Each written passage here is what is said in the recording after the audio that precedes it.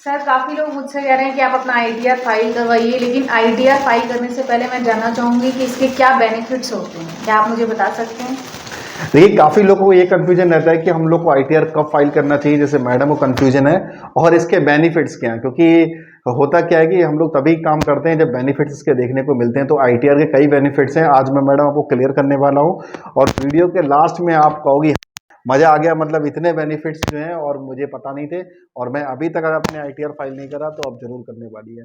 तो सबसे पहला बेनिफिट है आपका कि अगर आपका टीडीएस कट गया है, तो टीडीएस किन लोगों का कटता है, तो पहला जो है वो सैलरीड लोगों का, जिनको तनख्वाह मिल रही है, चाहे वो गवर्नमेंट एम्प्लॉई हो चाहे आपके प्राइवेट एम्प्लॉई है, जिनके अकाउंट में पैसा आता है, तो उनका टीडीएस कट जाने की संभावना काफी ज्यादा रहती है।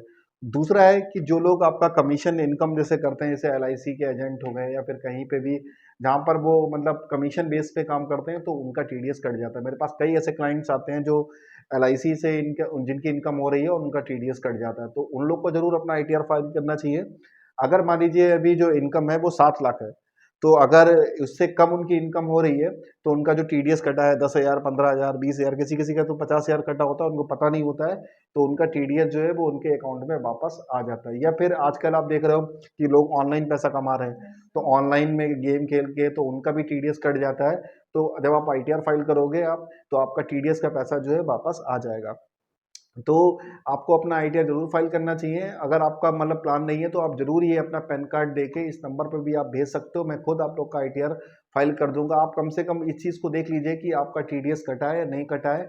अगर टीडीएस कटा है तो आपको पैसा ऊपर से मिलने वाला है, ना कि पास से जाएगा, क्योंकि 7 लाख जो है इनकम काफी मतलब कह सकते हैं कम ही लोगों की होती है जो 7 लाख से ऊपर निकलती है, तो उनका टीडीएस वापस आ जाता है। एक ऐसा किस्सा बताने वाला हूँ कि जो मेरे साथ हुआ है कि मेरे पास एक क्लाइंट आई थी, तो उनका मतलब उन्होंने आईटीआर मुझसे कहा कि फाइल कर दीजिए सर। तो मैंने पूछा आपका मतलब रीजन क्या है आईटीआर फाइल कराने का, तो उन्होंने कहा कि सर मुझे लोन लेना है। तो मैंने कहा चलो ठीक है। तो मैंने फीस बताई उनको, तो बोली कि ठीक है सर मैं उसको पे कर दूंगी। और उसके बाद जो है जब मैंने उनका आईटीआर फाइल करा और उनका फॉर्म 26 AS डाउनलोड करा, तो पता चला उनका लगभग 6,000 रुपये जो है वो टीडीएस कटा हुआ था। तो बड़ा वो खुश हो गई कि चलो भाई अब टीडीएस जो है मुझे वापस मिल जाएगा। तो कई ऐसे क्लाइंट होते हैं जिनको पता भी नहीं चलता है कि उनका टीडीएस कट गया है, तो जरूर आपको अपना कम से कम फॉर्म 26 AS तो जरूर देखना चाहिए कि आपका टीडीएस कटा है या नहीं कटा है। अगर कटा है तो आप आईटीआर फाइल करा सकते हो। तो मैडम एक बेनिफिट तो। दूसरा बेनिफिट है आपको कि अगर आप फ्यूचर में कोई क्रेडिट कार्ड लेना चाहते हैं या होम लोन लेना चाहते हैं या फिर कोई गाड़ी मतलब आप परचेस करना चाहते हो और उसके लिए लोन आपको चाहिए, तो होम लोन ही हो या फिर आपका कोई व्हीकल लोन हो, तो आपका आईटीआर जो है वो बैंक डिमांड करती है। आपके पास आईटीआर होगा तो आपके पास रेट ऑफ इंटरेस्ट जो है वो कम हो जाएगा, मतलब ब्याज दर जो है वो कम हो जाएगी, और आपको जल्दी से जो है वो लोन भी मिल जाएगा। काफी मैंने देखा है कि क्लाइंट्स आते हैं सर 20 दिन हो गए बैंक के चक्कर लगाते हुए या अभी तक लोन अप्रूवल नहीं हुआ है, तो जो है वो आराम से उनका जो है लोन भी हो जाएगा अगर वो आईटीआर फाइल करते हैं। और तीसरा बेनिफिट क्या देखने को मिलेगा, होता क्या है कभी कभी आप हो सकता है कि आप बहुत ज्यादा यूपीआई ट्रांजेक्शन्स कर लेती हैं, कि पड़ोसी ने कहा कि 20,000 रुपए हम आपके अकाउंट में भेज दे रहे हैं और हमें कैश दे देना, ऐसा होता है क्या? ऐसा नहीं होता है। तो पड़ोसी आप पे कम ट्रस्ट करते हैं। ठीक है, तो फिर क्या है कि कभी कभी होता है कि आपके रिलेटिव या पड़ोसी आपके अकाउंट में पैसे दे देते हैं और आप क्या करते हो उनको कैश दे देते हो, आपका यूपीआई ट्रांजेक्शन जो है वो ज्यादा हो जाता है। वो भाई आपकी इनकम नहीं है, तो आपको आईटीआर फाइल करना है जिससे इनकम टैक्स को पता चले कि भाई ये इनकी इनकम नहीं है, इनका गलती से इन्होंने ट्रांजेक्शन।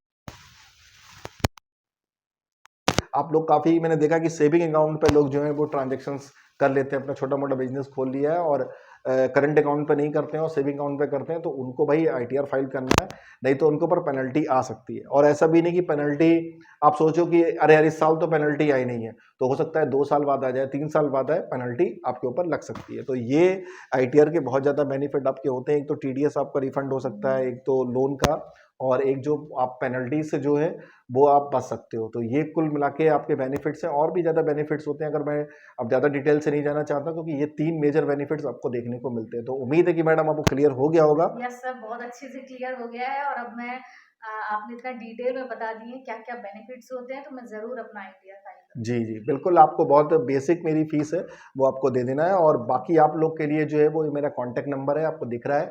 आप लोग यहाँ पे कॉल करके जो भी आपका डाउट है कि सर मेरे में ट्रांज़ैक्शन ज़्यादा हो गए थे या मुझे अपना आईटीआर 1 फाइल करना है, 2 फाइल करना है, 3 फाइल करना है या आईटीआर 4 फाइल करना है, तो ये काफ़ी फॉर्म होते हैं आईटीआर के, तो आप लोग को जो भी कन्फ्यूज़न है वो आप लोग पूछ सकते हो और मिनिमम चार्जेस में आप लोग सर्विस भी ले सकते हो। तो मैडम आप अगली बार आप आइएगा तो जो है वो मेरी फ़ीस ज़रूर ले आइएगा क्योंकि क्वेश्चन मैडम बहुत पूछती है। तो मिलता हूँ नेक्स्ट वीडियो में।